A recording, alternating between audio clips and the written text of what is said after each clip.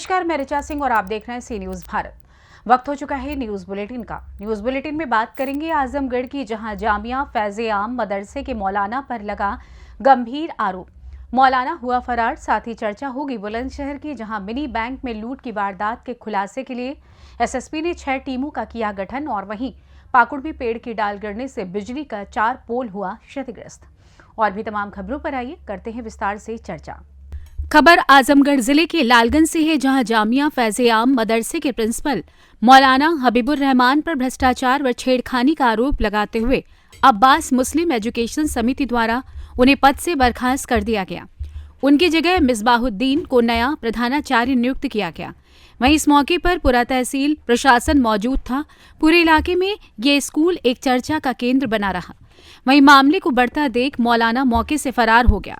वहीं अब्बास मुस्लिम education society के प्रबंधक हामिद अली ने बताया कि ये मदरसे की तामीर अगल बगल के ग्राम सभा लोगों के लिए सहूलियत के लिए बनाई गई थी, मगर इस मदरसे में जो मौलाना ने चार्ज लिया था उन्हें भ्रष्टाचार का अड्डा बना लिया, जिससे यहाँ के लोग और अब्बास मुस्लिम एजुकेशन सोसाइटी के लोग के द्वारा ये निर्णय लिया गया कि इनको पद से बर्खास्त करके नया हेडमास्टर मिसबाहुद्दीन को नियुक्त किया जाता है, जो कि मूल रूप से बसही इकबालपुर का निवासी है। सामाजिक कार्य में बढ़ चढ़कर हिस्सा लेते रहते हैं, जिसको देखते हुए हमने उन्हें मदरसा जामिया फैज़-ए-आम का प्रिंसिपल नियुक्त किया गया। वहीं उन्होंने प्रधानाचार्य का पद ग्रहण करते हुए बताया कि हमको जो जिम्मेदारी मिली हम उसको पूरी तरीके से निभाएंगे तथा पूरा प्रयास करेंगे कि लोगों को अच्छी से अच्छी तालीम मिल सके। फैज़-ए-आम मदरसे पे एकत्रित हुए थे, क्या मामला था?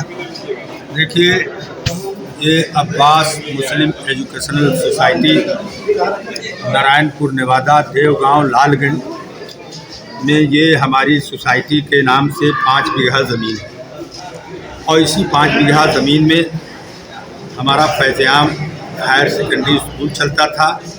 वर्तमान में मदरसा जामिया फैज़-ए-आम चल रहा है और एक लंबे समय से हम मैनेजमेंट के लोग इस बात के लिए फिक्रमंद थे कि ये इदारा बहुत ही आगे जाए, डेवलप करे। लेकिन यहाँ पर एक हेडमास्टर की जो नियुक्ति कर दी गई थी, हमारे जो संस्थापक प्रबंधक थे मास्टर सगीर साहब, जो अब हमारे बीच में नहीं है, उन्होंने नियुक्ति कर दिया था और ये इसको जो है अपनी व्यक्तिगत शख्सी इमारत और शख्सी अपनी संपत्ति, व्यक्तिगत संपत्ति समझ करके इसको ट्रीट कर रहे थे। हमारे प्रबंध समिति ने इनको नोटिस दिया, शोकाज नोटिस दिया।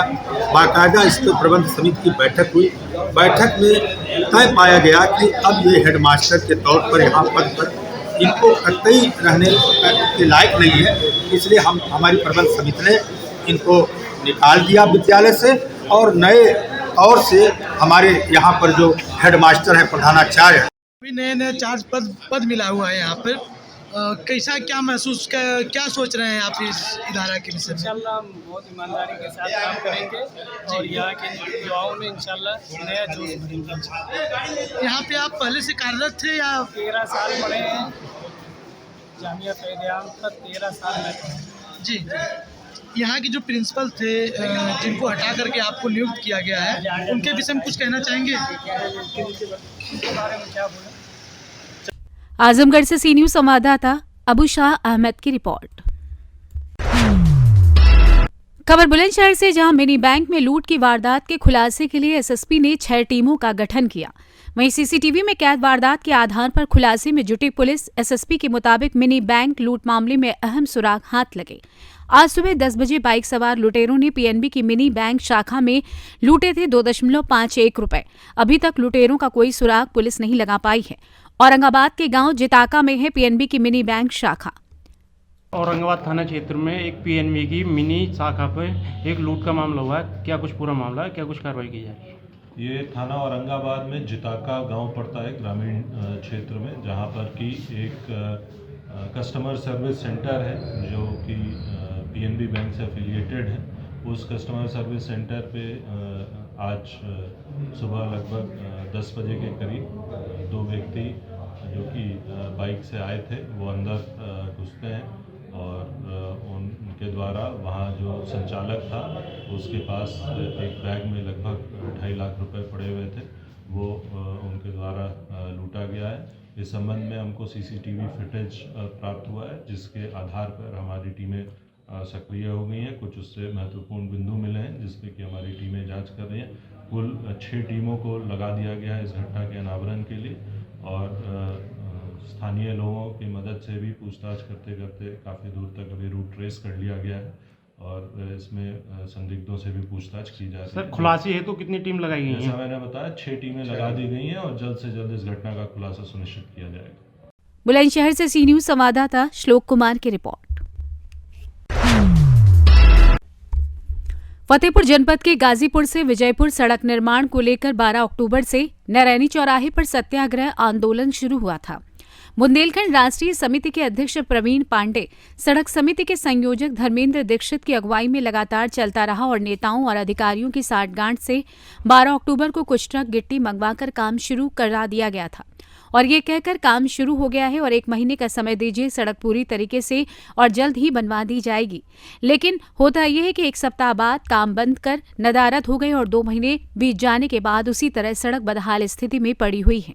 आपको बताते चले कि बुंदेलखंड राष्ट्रीय समिति के अध्यक्ष प्रवीण पांडे और सोनू सिंह नरैनी अपने साथियों के साथ सड़क की दुर्दशा देखकर लोधौरा से फिर एक बार जनसंपर्क करते हुए ये मन बनाया कि आने वाले चुनाव में मतदान का बहिष्कार किया जाएगा और ये भी कहा कि रोड नहीं तो वोट नहीं।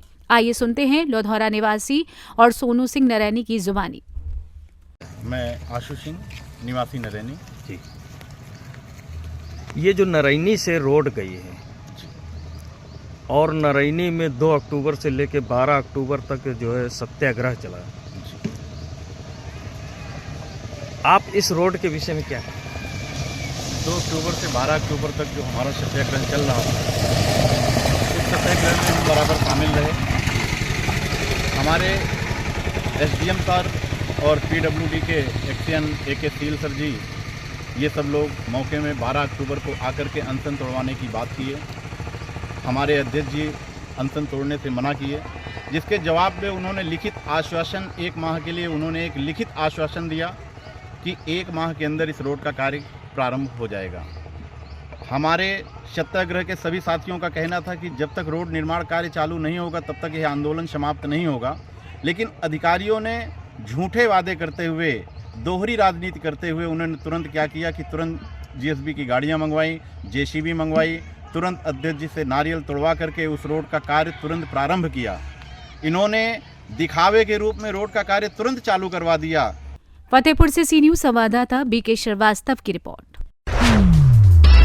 पाकुड़ शहर में रविंद्र चौक से KKM कॉलेज जाने वाली मुख्य सड़क पर चोकड़ा का पेड़ का डाल गिर जाने से बिजली के 4 पोल क्षतिग्रस्त हो गए। वहीं बता दें कि राहगीर बाल बाल बचे। आपको बताते चलें कि जानकारी के अनुसार सुबह करीब 9 बजे रजिस्ट्री कार्यालय के पास पेड़ की डाल गिरने से अफरा तफरी का माहौल हो गया। लोग इधर उधर भागने लगे। बता दें ये रास्ता KKM कॉलेज छात्र छात्राओं और मरीजों का पुराना सदर अस्पताल का आना जाना और रजिस्ट्री कार्यालय लोगों का आना जाना रहता है। ऊपर वाले का लाख लाख शुक्र है कि उस समय लोगों की काफी भीड़ थी। सड़क पर जैसे ही पेड़ गिरा भगदड़ सी मच गई। सभी लोग सुरक्षित बच गए, नहीं तो बड़ी दुर्घटना होने की संभावना थी।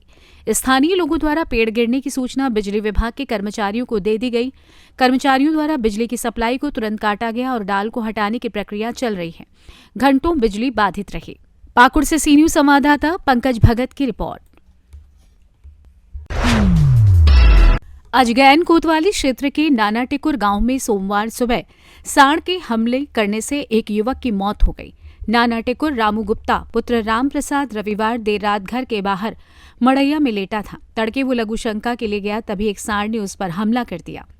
रामू की चीख पुकार सुन परिजन और आसपास के लोग मौके पर पहुंचे और लाठी डंडों से सांड को भगाया। सांड के हमले में रामू बुरी तरीके से घायल हो चुका था।